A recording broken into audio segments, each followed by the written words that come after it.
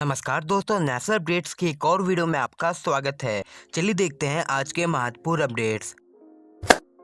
दोस्तों पहली अपडेट गुजरात से है, जहां दोस्तों गुजरात में मिंडा इंडस्ट्रीज जो कि एक ऑटोमोटिव कंपोनेंट मैन्युफैक्चर कंपनी है, इसने दोस्तों अनाउंस किया है कि ये करीब 250 करोड़ रुपए से अपनी कंपनी का एक्सपेंशन करेंगी तथा एक्सपेंशन के तहत ये गुजरात के भागापुरा में 90 करोड़ की इन्वेस्टमेंट से नया मैन्युफैक्चरिंग प्लांट स्टैब्लिश करेंगी। ये प्लांट ये इसलिए स्टैब्लिश कर रही है क्योंकि यहाँ पर ये 4 व्हीलर ऑटोमोटिव लाइटिंग का मैन्युफैक्चरिंग करेंगी, क्योंकि इसकी बहुत ज्यादा रिक्वायरमेंट है। दोस्तों कंपनी के अभी मैन्युफैक्चरिंग प्लांट पुणे, चेन्नई, मनेसर में ऑपरेशनल है। कंपनी ने कहा है कि इस मैन्युफैक्चरिंग फैसिलिटीज में कई एडवांस फैसिलिटीज होगी, जैसे यहाँ पर रोबोटिक्स ऑटोमेशन का यूज होगा तथा इससे मैन्युफैक्चरिंग तथा असेंबलिंग की जाएगी। कंपनी का कहना है कि जल्द ही वो अपने प्रोडक्ट्स को यूरोप तथा अमेरिका को भी एक्सपोर्ट कर सकेगी।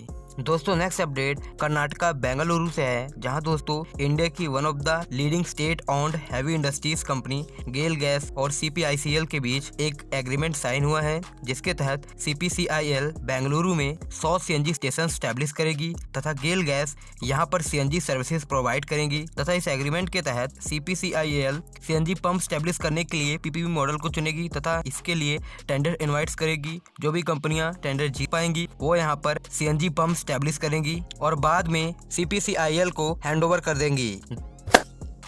दोस्तों next update DD free dish से है, जहां दोस्तों DD फ्री डिश एक multi channel free to air direct to home service provider है और ये प्रसार भारती द्वारा ऑपरेट किया जाता है। एक रिपोर्ट के अकॉर्डिंग DD फ्री डिश ने करीब 40 मिलियन सब्सक्राइबर क्रॉस कर दिए हैं। वहीं दोस्तों ये अनुमान लगाया जा रहा है कि 2025 में ये 50 मिलियन सब्सक्राइबर क्रॉस कर सकता है। दोस्तों DD फ्री डिश में 161 चैनल अवेलेबल है, इंक्लूडिंग 91 दूरदर्शन चैनल और 70 प्राइवेट चैनल। दोस्तों इसके सब्सक्राइबर सबसे ज्यादा रूरल एरिया तथा अनऑर्गेनाइज्ड कॉलोनी में है। इसका एक अच्छा खासा मार्केट बना हुआ है, लेकिन दोस्तों सोशल मीडिया के आने से इसका प्रसार उतनी तेजी से नहीं हो रहा है। न केवल इसका प्रसार बल्कि और भी जो air direct to home service provider हैं उनको घाटा हो रहा है। दोस्तों एक सवाल है कि क्या कारण है कि हमारी सरकारी कंपनियां कुछ खास नहीं कर पाती हैं मार्केट के अंदर और कोई भी प्राइवेट कंपनियां उन्हें आसानी से कॉम्पिटिट कर देती हैं। आप चाहे DD नेशनल का एग्जांपल ले लीजिए, BSNL का एग्जांपल ले लीजिए और आप उस पर जरूर कुछ बोलिए। दोस्तों next update north eastern state से है, जहां दोस्तों इंडिया ग्रिड ट्रस्ट, जिसको इंडीग्रिड कहते हैं, ये दोस्तों भारत का first power sector infrastructure investment trust है। इसने दोस्तों नॉर्थ ईस्टर्न रीजन में ट्रांसमिशन नेटवर्क का एक्विजिशन किया है। असम, अरुणाचल प्रदेश, त्रिपुरा में सैटेलाइट पावर से करीब 4625 करोड़ के कॉन्ट्रैक्ट में दोस्तों NER ट्रांसमिशन लिमिटेड, जो कि एक सरकारी कंपनी है यूनियन गवर्नमेंट की, इसने दोस्तों इसके साथ डील की है। इसके तहत इस ट्रांसमिशन स्कीम के तहत इंडीग्रिड इस ट्रांसमिशन लाइन को 35 सालों तक बिल्डअप, ऑपरेट, मैन्युफैक्चरिंग तथा 35 सालों के बाद हैंडओवर करेगा तथा 3 राज्यों में 5.3 करोड़ लोगों को बिजली पहुंचाएगा और 35 सालों बाद इसको हैंडओवर कर देगा गवर्नमेंट को। दोस्तों नेक्स्ट अपडेट अडानी ट्रांसमिशन से है। दोस्तों अडानी ट्रांसमिशन लिमिटेड ने कहा है कि उन्होंने एक पैक्ट साइन किया है विद द एजल इंफ्रास्ट्रक्चर, जिसके तहत कुछ ही समय बाद वो वरोरा कर्नूल ट्रांसमिशन लाइन को 3,370 करोड़ रुपए में एक्विजिशन करेंगे। दोस्तों Adani transmission limited private sector की एक बड़ी पावर ट्रांसमिशन और रिटेल डिस्ट्रीब्यूटर कंपनी है। दोस्तों ये एक्विजिशन आंध्र प्रदेश में होगा तथा इसको साल 2022 के आने से पहले पूरा कर लिया जाएगा। कॉन्ट्रैक्ट के तहत इस ट्रांसमिशन लाइन को डेवलप, ऑपरेट तथा मेंटेनेंस करने का काम दिया जाएगा। दोस्तों ये contract inter state transmission line का है। दोस्तों नेक्स्ट अपडेट गवर्नमेंट के एक मिशन जल जीवन मिशन से है, जहां दोस्तों जल शक्ति मिनिस्ट्री ने कुछ आंकड़े जारी किए हैं, उनको देखते हैं। दोस्तों ये स्कीम जल जीवन मिशन अगस्त 2019 में सेंट्रल गवर्नमेंट ने लॉन्च की थी। इसका टारगेट ये था कि भारत के अंदर ये जो रूरल इंडिया है वहाँ पर जो लोग हैं उनको टैप वाटर सप्लाई मिल सके और 2024 तक इसका टारगेट था कि लगभग भारत के अंदर 100% हाउस होल्ड्स को टैप वाटर मिल सके। दोस्तों करीब आंकड़ों के मुताबिक अभी तक इस मिशन के बाद 40 मिलियन हाउस होल्ड्स को टैप वाटर की सुविधा मिल सकी है। वहीं दोस्तों रिपोर्ट के अकॉर्डिंग अंडमान निकोबार, आइसलैंड, गोवा, तेलंगाना सूची में टॉप पर है, जहां पर 100% लोगों को टैप वाटर सप्लाई मिल रही है। वहीं दोस्तों अरुणाचल प्रदेश, मणिपुर, मेघालय, मिजोरम, सिक्किम, गुजरात, हिमाचल प्रदेश, इन्होंने भी अच्छा प्रदर्शन किया है और इन्होंने क्वालिफाई किया है सेंट्रल गवर्नमेंट के इंसेंटिव ग्रांट स्कीम से। इसके तहत इनको इस मिशन के तहत 465 करोड़ रुपीस एक्स्ट्रा मिलेंगे सेंटर द्वारा डेवलपमेंट करने के लिए। दोस्तों next update road and transport ministry से है, जहां दोस्तों मिनिस्ट्री ने पुराने वाहनों का एक डेटा तैयार किया है। दोस्तों भारत के अंदर पुराने वाहन उन वाहनों को माना जाता है जो कि 15 साल या उससे पुराने होते हैं। भारत में करीब आंकड़े के मुताबिक 4 करोड़ ऐसे वाहन पाए गए हैं जो कि 15 साल या उससे ज़्यादा पुराने हैं। सबसे ज़्यादा दोस्तों 70 लाख वाहन जो सबसे पुराने हैं वो कर्नाटक में पाए गए हैं। इसके साथ वह सूची में टॉप पर है, तथा दूसरे स्थान पर 56.54 लाख वाहनों के साथ उत्तर प्रदेश दूसरे स्थान पर है। वहीं तीसरे स्थान पर दिल्ली है, फिर केरल है, फिर तमिलनाडु है। दोस्तों इस सूची में सबसे लास्ट में जो सबसे बड़े स्टेट हैं वो राजस्थान और हरियाणा है। वहीं दोस्तों आंकड़ों के मुताबिक भारत के 11 राज्यों में 5.5 लाख पुराने वाहन से भी कम पाए गए हैं। तो ये वाहन डीजल या पेट्रोल से चलाए जाते हैं, इसलिए अब आंकड़ों के मुताबिक सरकार इनसे ग्रीन टैक्स वसूलेगी, कार इनसे पैसे लेगी।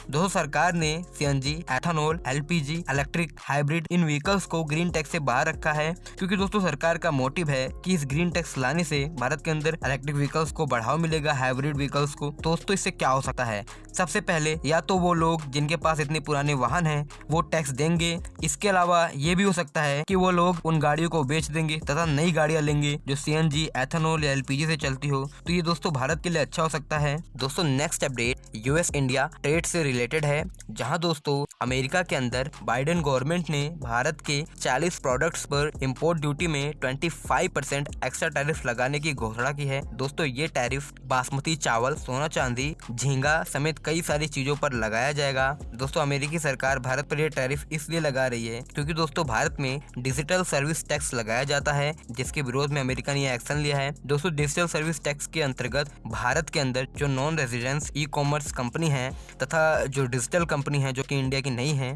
जैसे कि वॉलमार्ट हो गई, अमेजोन हो गई, गूगल हो गई, इनसे भारत सरकार एक्स्ट्रा टैरिफ यानी कि पैसे लेती है, टैक्स। तो इसके विरोध में ऐसा किया गया है। दोस्तों अमेरिका ने भारत के अलावा 5 और देशों पर इस टैरिफ को इंक्रीज किया गया है। दोस्तों नेक्स्ट अपडेट डिसइन्वेस्टमेंट से रिलेटेड है, जहां दोस्तों वित्त मंत्री निर्मला सीतारमण जी ने वित्त वर्ष 2021-22 के बजट में ये साफ कहा था इस साल भारत कई कंपनियों में विनिवेश करेगा तथा यहाँ से पैसे एकत्रित करेगा और उनका आईपीओ निकालेगा स्टॉक मार्केट में। वहीं दोस्तों बीपीसीएल के आईपीओ लाने से सरकार को उम्मीद है कि 80,000 से 75,000 करोड़ रुपए मिल सकता है। दोस्तों डिसइन्वेस्टमेंट का मतलब होता है कि कंपनी के कुछ शेयर्स को बेचना। अब दोस्तों आपके मन में ये सवाल होगा कि सरकार इतने सारे पैसे प्राप्त कर रही है, इतने सारे पैसों का सरकार क्या करेगी। दोस्तों इससे पहले मैंने आपको बताया था कि सरकार अपना इंफ्रास्ट्रक्चर बैंक जल्द ही स्टैब्लिश करने वाली है। तो सरकार दोस्तों भारत के जो इंफ्रास्ट्रक्चर प्रोजेक्ट्स चल रहे हैं उनको प्रायोरिटी देते हुए उन सब पर लगाएगी। आपको पता होगा कि भारत के अंदर उड़ान स्कीम चल रही है, नए नए एयरपोर्ट्स को बनना है, बहुत सारे एक्सप्रेसवे भारतमाला परियोजना के अंतर्गत बनने हैं। तो जितने सारी बड़ी बड़ी महापरियोजनाएं भारत के अंदर चल रही हैं वो अच्छे से चल सके, कोई उनमें रुकावट ना हो, इसलिए सरकार डिसइन्वेस्टमेंट कर रही है। सरकार का जो सबसे ज्यादा प्रायोरिटी, सबसे ज्यादा फोकस कहें तो वो अभी भी इंफ्रास्ट्रक्चर पे है। सरकार भारत के इंफ्रास्ट्रक्चर को बेहतर करना चाहती है, और अगर दोस्तों भारत का जो इंफ्रास्ट्रक्चर बेहतर होगा तो हमारे यहाँ दोस्तों ईज ऑफ डूइंग बिजनेस की रैंकिंग भी अच्छी होगी तथा यहाँ पर फॉरेन डायरेक्ट इन्वेस्टमेंट भी अच्छा खासा आएगा। दोस्तों अभी हमारे यहाँ पर जो सोशल इंडिकेटर्स हैं, रिसर्च एंड डेवलपमेंट है समेत बहुत सारी जो चीजें हैं उनको अभी सेकंड प्रायोरिटी दी जा रही है। सबसे ज्यादा प्रायोरिटी इंफ्रास्ट्रक्चर, उसके बाद एमएसएमई, उसके बाद इन सबको दी जा रही है। दोस्तों आपकी क्या राय है, आप इस पर जरूर कमेंट करें।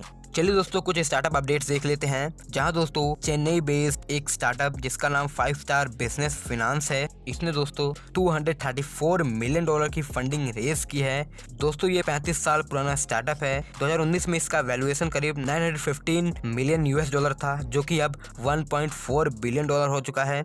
और दोस्तों भारत का ये एक और यूनिकॉर्न स्टार्टअप बन गया है। दोस्तों मैं भारत के अंदर यूनिकॉर्न स्टार्टअप से रिलेटेड एक वीडियो लाने वाला हूं, तो उसको जरूर देखिए और सपोर्ट दीजिए।